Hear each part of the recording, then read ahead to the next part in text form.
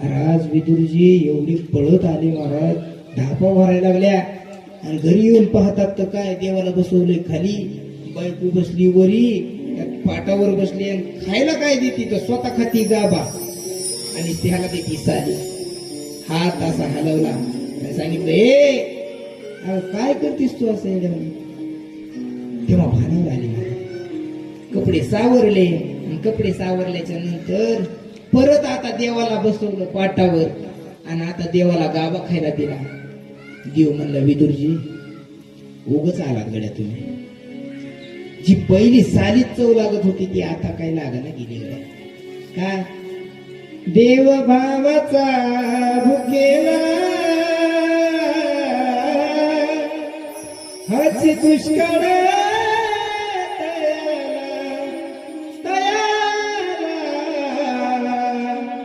हाची दुष्काळ देव भावाचा भुकेला.